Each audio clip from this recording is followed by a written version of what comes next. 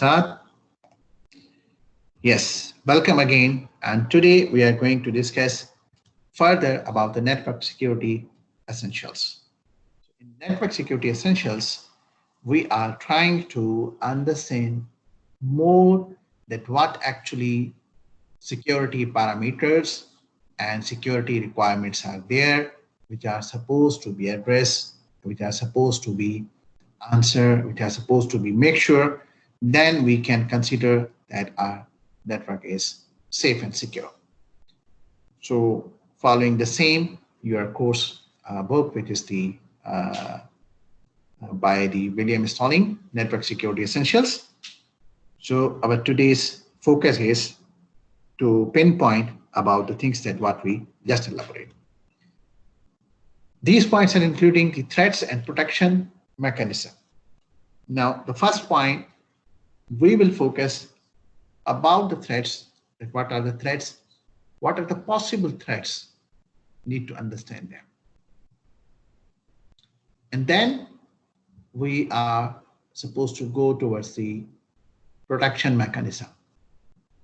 Keep in mind that there are always solutions for the threats to protect, but it is not necessary that always those solutions are linked with the technical solutions. Sometimes we try to address them or meet the requirements by following the user policies as well, department policies as well, organizational policies as well, procedures as well. They are also helping us to address these issues at to some extent of level. So now, first we need to understand what are the major threats. There are so many threats, but what are the major threats? So if we just go to the next slide, you can find information from here. Here we come up with the different 5 possible scenarios. So each of the scenario will actually explore for the one of the possibility of the threat inside the network. So scenario A, which is the first one scenario, in this, what is the possibility of the threat? The possibility of threat is that while the data is being transferred from point A to point B, from Elias to Bob or Bob to Elias, or in our case, what we are doing right now. So what could be the possibility that during the transmission or communication, file could be captured by C. So Mr. C it means that one which is trying to access illegally to the contents of the file. Now you can see from here in this scenario that user A transmit a file to the user B. Authorized users are the A and the B.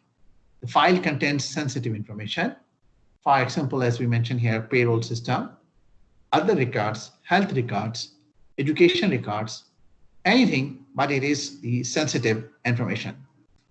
So that has to be protected and has to be reached successfully to Mr. B.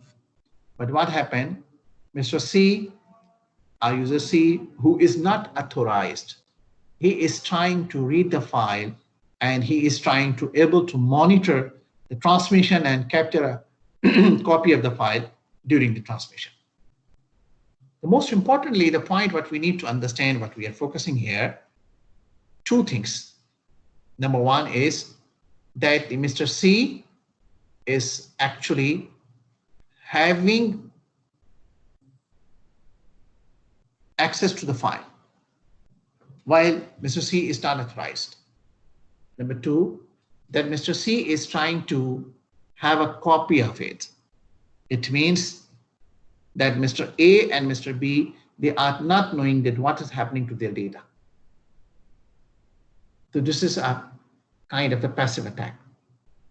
So in this passive attack, Mr. C is trying to get the information reading the information, getting a copy.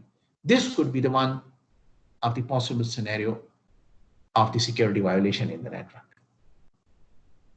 As you remember that we said that we are supposed to discuss the possible scenarios to add means come up with the security threats in the network.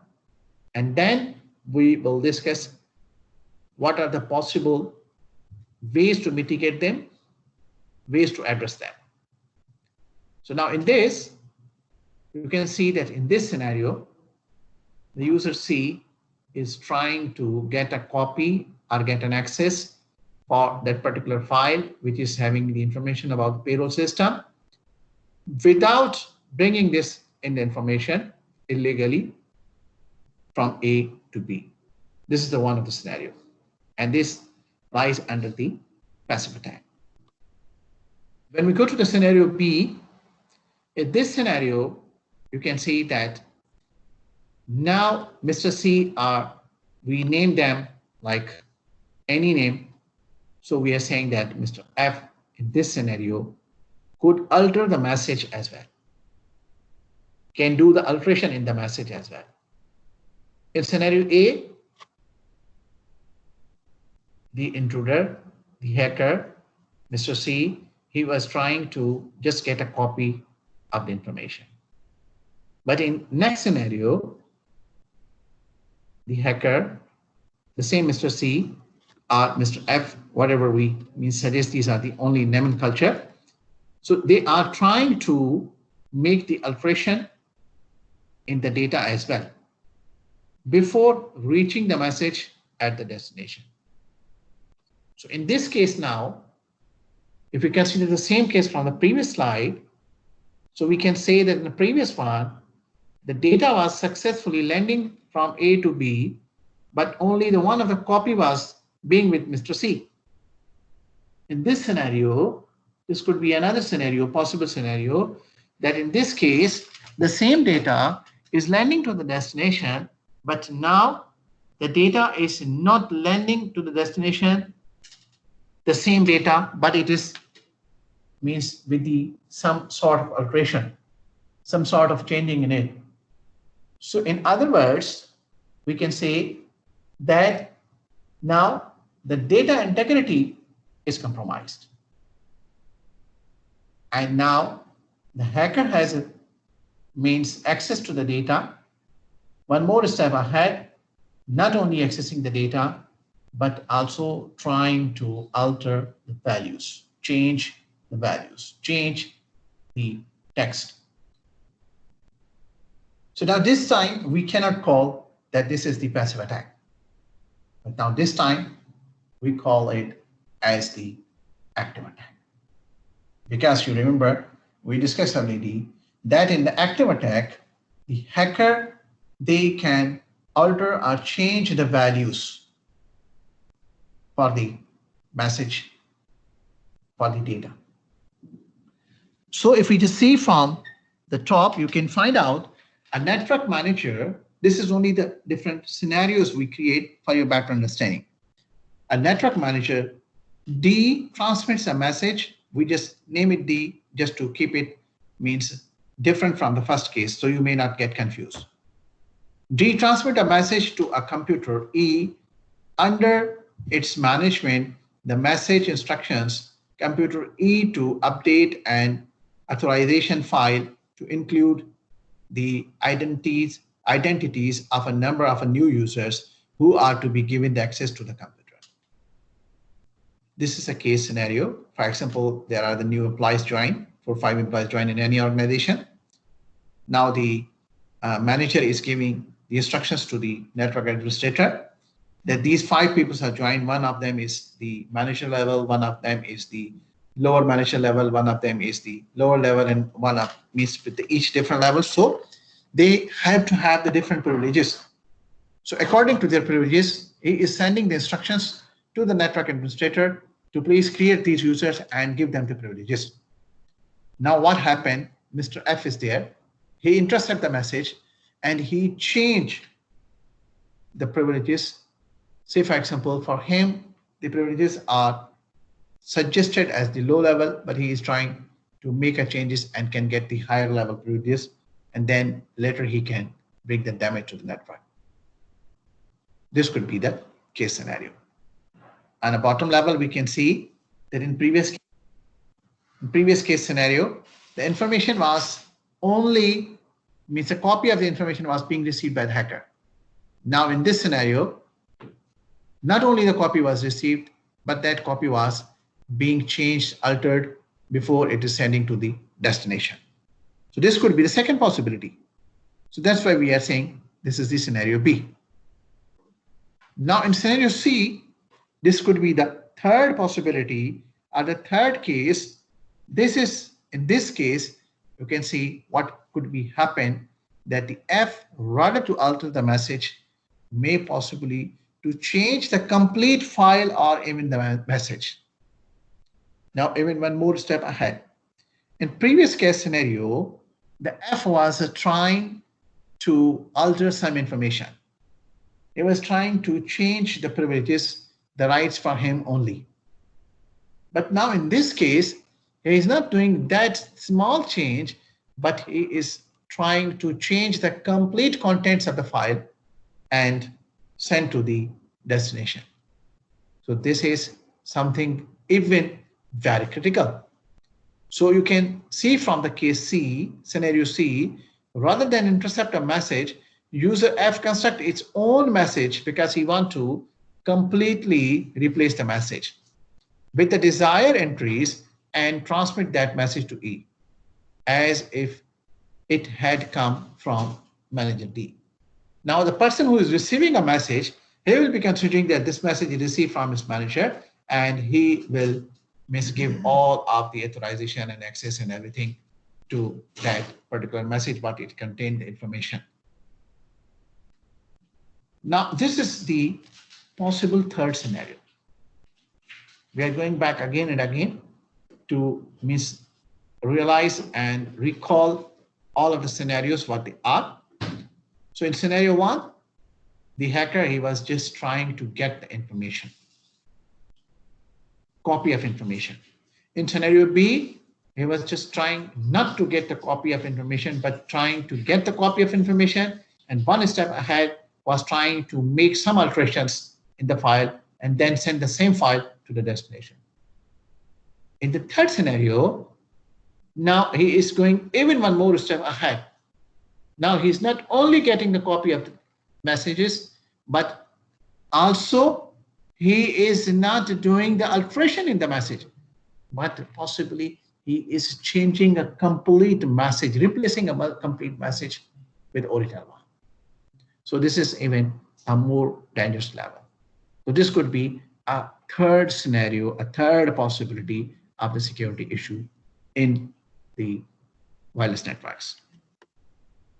Now the fourth scenario is that possibility to delay the message and get illegal access. So you notice that for each of the slides, at the bottom we mention it with different color that what is actually the challenge for this from this scenario. In this scenario D, now what the hacker is trying to do, he is trying to delay the content to reach at the destination. For example, an employee is fired without warning. Any of the employee who is the network administrator or someone who is controlling the administrative policies of the organization. Now, for any reason, if the company fired him or her, maybe he or she get angry, and he has all of the access and passwords and everything, rights and privileges, and he's the one who is giving everything to the others. Now, what happened if suppose he come to know that this thing is going to happen with him, then he is the one who is knowing about the traffic, so he can intercept the message and he can change that one, or he can do anything like what we discussed for the previous scenarios, or another new scenario point here that he can delay the delivery of that message to the destination. So because the destination will receive the message that this person is fired from today, then only that destination person or the concerned person can take an action to keep the access away from that person. Now, in that case, the hacker trying to delay the message to reach to the destination, maybe for a few hours or maybe for the few days or maybe for a few minutes. It depends on situation to situation. And during that time, because he or she is angry, so maybe he or she try to bring the loss to the network. And this is a even severe level of the security issues. Because in the previous cases, the hacker was having the access only to the one single data files. But here, in this case, in this scenario, possibility is that he has already access for everything and he knows everything that what is happening about the structure of the network. So he can bring a loss, 100 and 1,000 times more loss compared to the external hacker, and within the very limited amount of the time. So if you read from the top, you can see an employee is fired without warning. The personnel manager sends a message to a server system to invalidate the employee's account. So now that employee knows that my account will be invalidated. Then after that, I will not be able to do anything. So now that is the time what he will do. When the invalidation is accomplished, the server is not post a notice to the employee file as a confirmation of an action. The employer is able to intercept the message and delay it long enough to make a final access to the server. So now he can have a final access to the server and he can retrieve the sensitive information and he can delete the sensitive information and he can do even more for that one. This could be the possible scenario, which is known as the scenario D. Next scenario, as we discussed that we have more scenarios, but we just categorize them into 5 scenarios. So the E scenario is what's next. In this scenario, the customer denies of sending the messages. In this scenario, the hacker is trying to come up with the DDoS attack or DOS attack type thing for jamming your traffic, jamming your network. And he is not only trying to stop access by himself, but he is trying or she's trying to stop access of all of the customers for some particular time that they are not able to access the network. This is a very severe level of attack. For example, how you can understand this, the severity of this attack. Just take one case. Suppose you are an owner for the airline, for one of the airline, and now the holiday season is started. And now these are the days, for example, 1 or 2 days where you are expecting a very high business, very high number of booking. And hacker or your competitor suppose do something, just not willing that you may not take the part from the market share. So probably what they do the attack on your server, like which one is the jamming attack, the DOS attack, the DDoS attack. So the customers who are seeking for tickets, when they wish to purchase a ticket from your airline, but then they try to purchase the ticket, visit your website, your system, your server is saying that no response. Please contact again. Our very slow response. Customer will not wait. The customer will go to the next airline and they can purchase and buy the tickets. So now what happened? That was your business share and you lost it. And just because of this DOS attack, this jamming traffic reason, what happened that the other people who does not have that share, which was in your part, they will also take your business part. And you know that in this scenario, normally they are not bringing any loss or harm on your network. They are just trying to apply the jamming your traffic, jamming your input by sending so many fake requests on your server. You do remember in the last lecture we discussed about that, and I showed you the live DDoS, only the one attack type around the globe. So you noticed that how much severe it was. So now you can understand that why it is happening there. So it is happening there for so many reasons.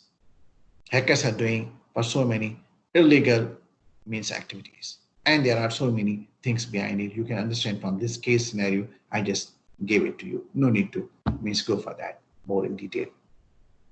Now, these are the possible major scenarios which can bring the loss or the issues for our network.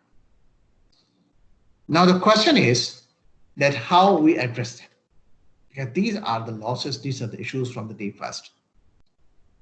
So there are always red team and the blue teams. So the blue teams are always there to strive hard that they come up with solutions. The red teams are always there. They are striving hard to take their own benefits, like the hackers.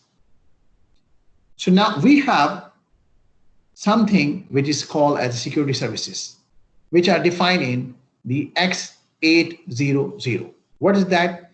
That is actually a security service provided by a protocol layer of communicating open systems. And that ensures the adequate security of the system or of data transfer. So I just read these 3 lines for you from the slide. So mainly it provides what? Mainly it is actually designed to answer these 5 challenges and a bit more.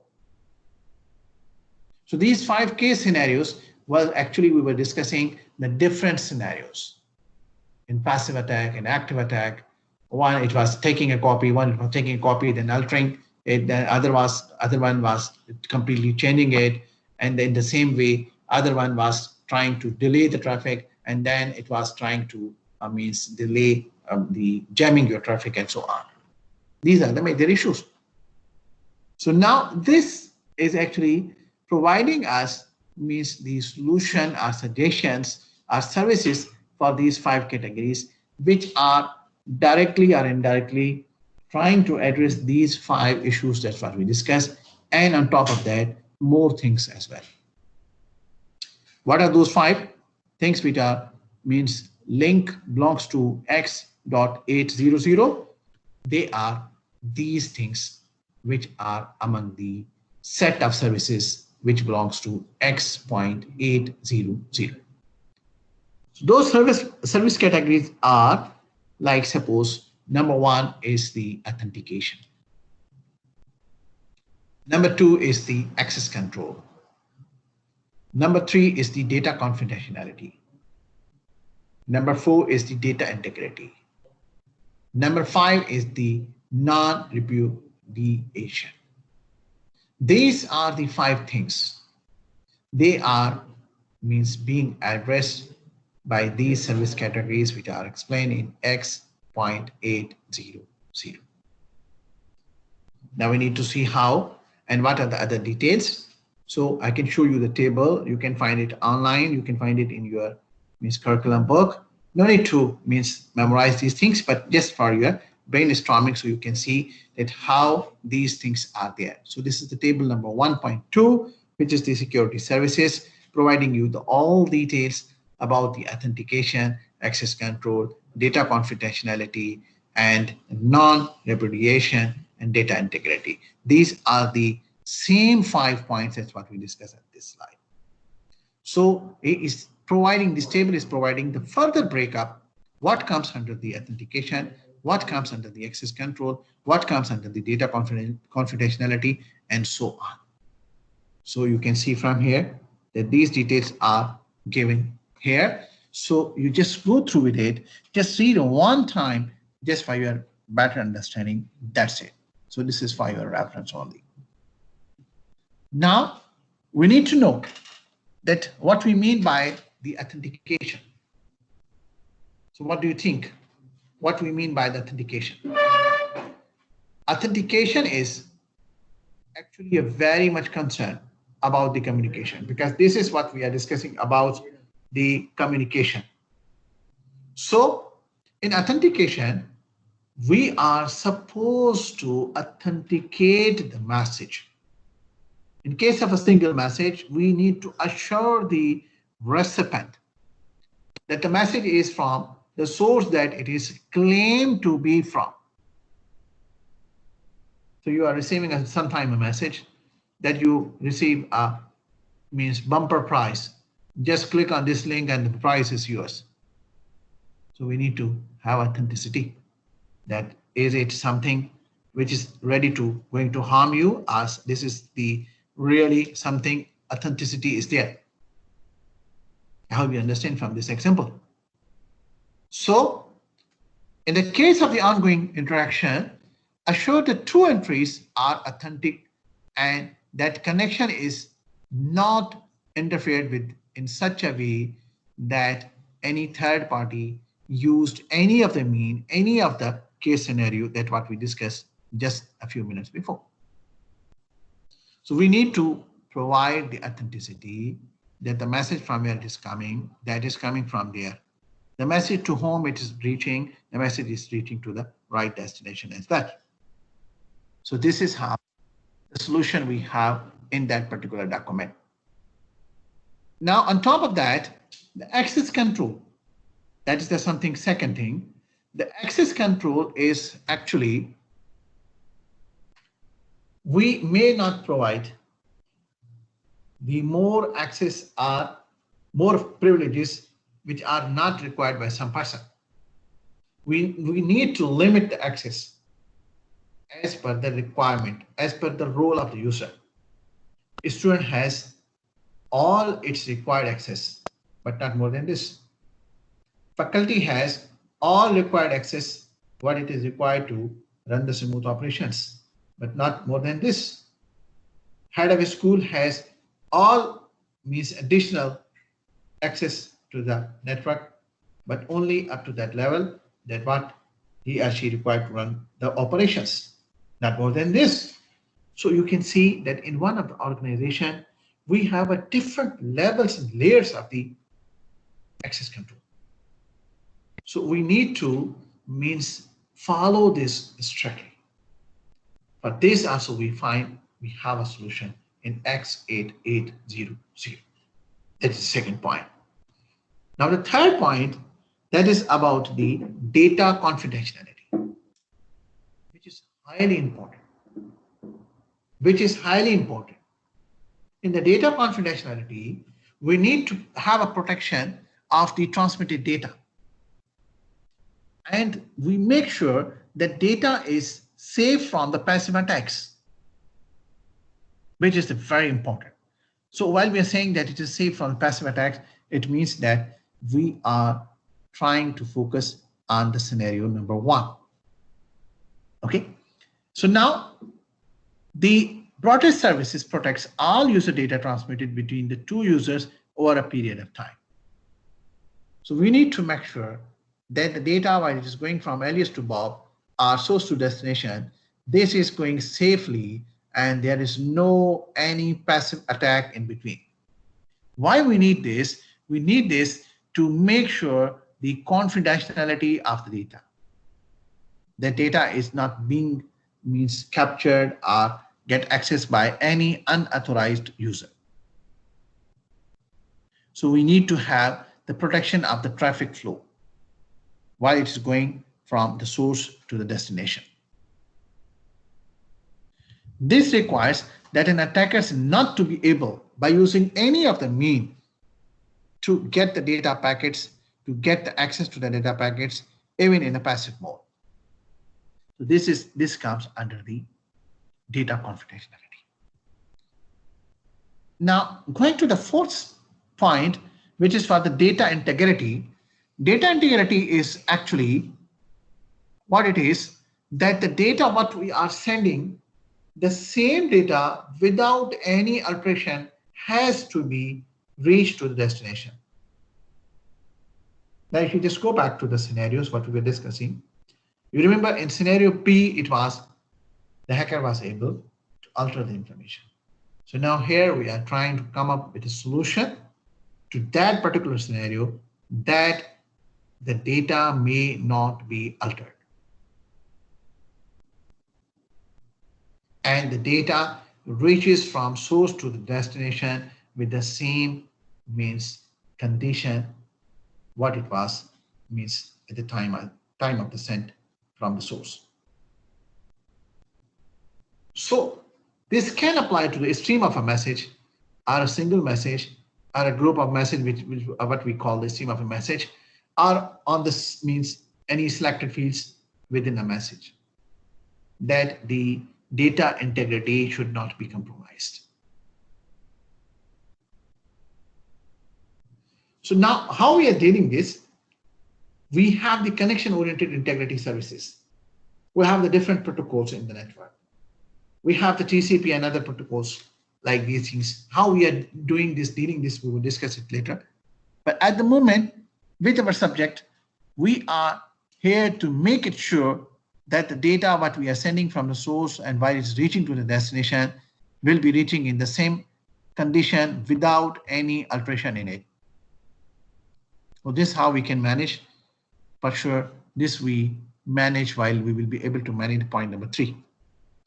While we will be able to protect from the passive attacks. So at the same time, we can manage our data, protect our data from the active attacks. So in that case, in that scenario, only the data integrity will be integrated. Otherwise, it will be a big question. Now, point number 5, non-repudiation. Sometimes the sender and receivers, they send the data, but then they refused. They say this is not belongs to us. So we need to prevent either the sender or the receiver from denying any transmission or transmitting a message or transmitting any data or any transaction, data transaction. We need to make sure that anyone, either sender or receiver, if they are sending or receiving a data, they both cannot deny it from it. So when the message reaches to the receiver or when the message is sent by the sender, we have to have a fact, we have to have a proof, we have to have a mechanism that they will not be able to deny that. So for this, we have information and we have a help available in with reference to the X.800. So how we do this, we will discuss in our upcoming classes, that we have a mechanism that no one can deny it about that. Now, the next thing is about the availability. We don't want to make everything safe and secure and undercover, but finally we just put it to undercover up to at that level that even that is not available at the time of the requirement to the authorized users.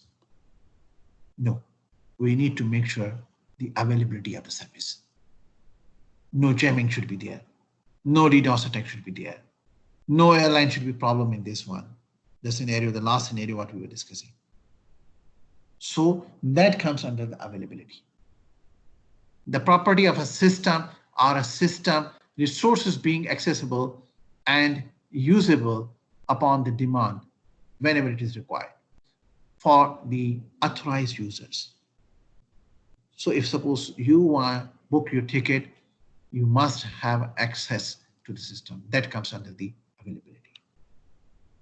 And that is against the scenario number last, that's what we discussed, that maybe the DDoS attack is there and the hackers are trying to deny this one, or jamming, against the jamming.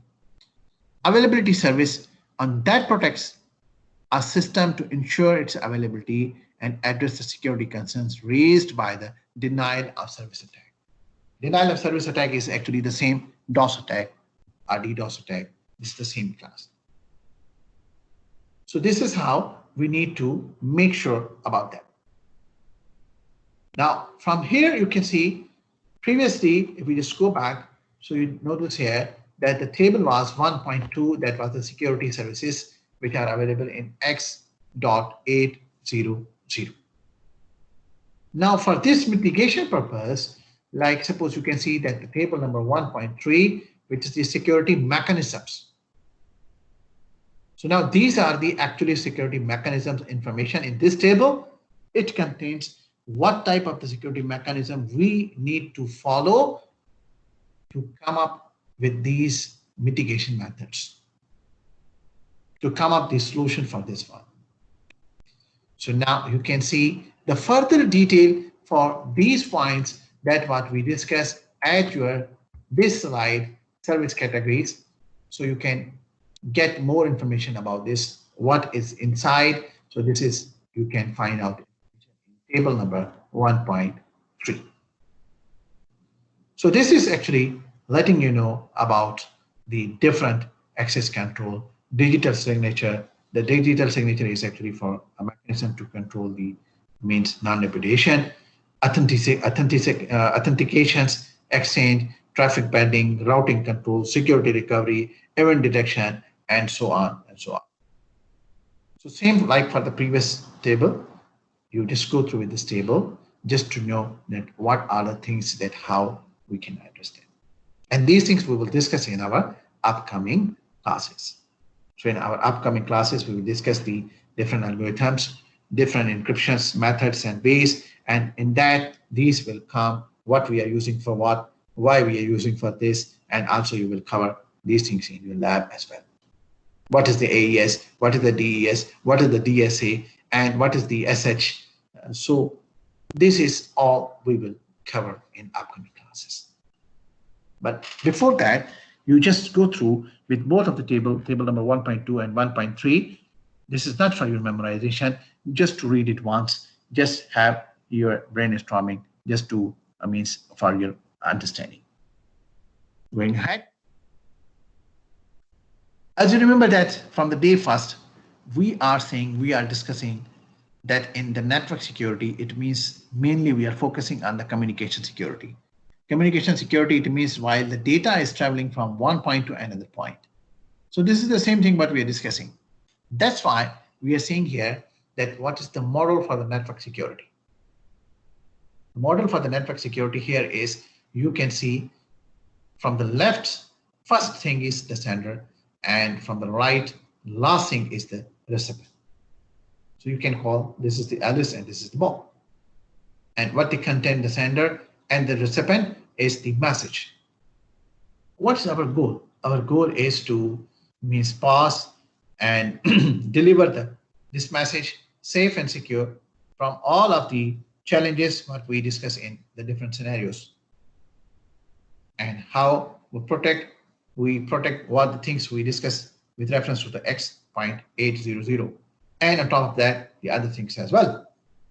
So now you can see from here that once we have the message, so we need to apply the different encryptions on that. And we are referring from left to right. So please just follow from left to right. So the secret information we are adding, it means we are applying the encryptions. How we are applying, what are the encryptions that we discuss in our upcoming classes. Then we are securing a message. So you can see now here that here with my mouse pointer, that here it was a simple message in a white color, but here now we are saying the message is secure. It means that here at this stage we apply some sort of the encryption. What is that encryption? What type of that encryption? Why we apply that? All things will be answered in upcoming classes, and you will learn while we will discussing the each encryption techniques. So now from here to here, this is now the same message, but we add here the header, which is the secure. So secure, it means that we apply some sort of the encryption on this. Then you can find out that this is a tunnel. So this is known as the information channel. And this will go through, pass this information from here. Now it is reaching to the other side. The other side is the recipient side. Again, you can find the message is the secure message because it is with the encryption. Then here we have the mechanism, the same mechanism here, like what we have mechanism here. So what it is doing and what's the difference here? Here we are applying the encryption to making from the message to secure message. And here we are doing the things in a reverse direction. Here we have a secure message. Now we are decrypting it and changing from secure message to the message. Why we are decrypting it? Because the recipient can be able to read it. Remember about availability. So if he received the message in encrypted way, so if he is not able to read it, so it means it is not available for him. So this is how a simple pattern, how the network security model is working. Going ahead. Now, other things about the network access security model, you can see from here that this is the access control channel, which is shown in the green. And here are the opponents, like the humans or hackers or softwares or viruses and worms and so many other things. Then it reaches to here. Here is the gatekeeper, and here is the information system. So these are the actual resources. So the gatekeeper is what you can consider for a moment, that the gatekeeper is actually like a firewall or some sort of the mechanism where we are trying to stop the unauthorized access. Only we are allowing the authorized access to reach to the destination. So this is how the network model is working, and these things we will discuss in our upcoming classes, that how they are working, what are the encryption techniques, what are the different algorithms, why they are different from each other, how they are different from each other, and how they are designed for what particular applications.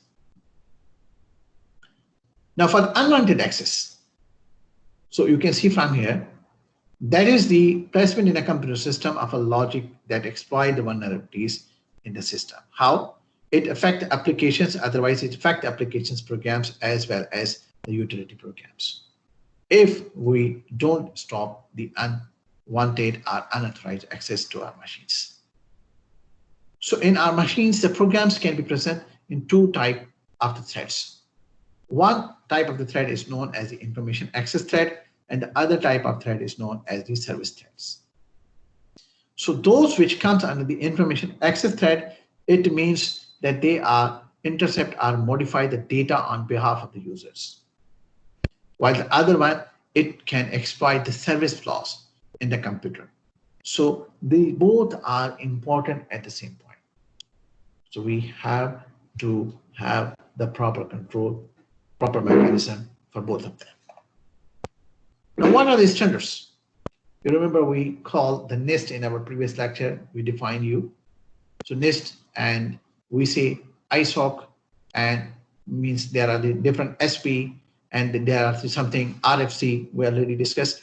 So I just added information and acronyms here. So you just know, you just see that how these things and what these things are. NIST is actually the National Institute of Standards and Technology, which is actually coming up with these standards for the different standards for the network. And that is the US, and other body is the US federal agency that deals with the measurement, sciences, standards, and technology related to the US. So now you know, notice that what we are using 802, 801, and blah, blah, there are the different IEEE standards, and in this way, there are the different standards for the network as well, other standards for network as well. So they are defined internationally at the one level. So then the whole world is supposed to follow that one. The same like the standards for the IP, IPv4, IPv6, and so on. So this is the SP is actually the special publications. It's called as a special publication. ISOC is internet. There are so many things. Internet Society is there. And there are so many different bodies out there. IETF, which is the Internet Engineering Task Force. And in the same way, there is the Internet Architecture Board. This is known as IAB, and RFC. That's what we discussed last time, a request for comments and so on. So there are so many mechanisms, and there are so many bodies. They are coming up with the different standards, different policies, different procedures.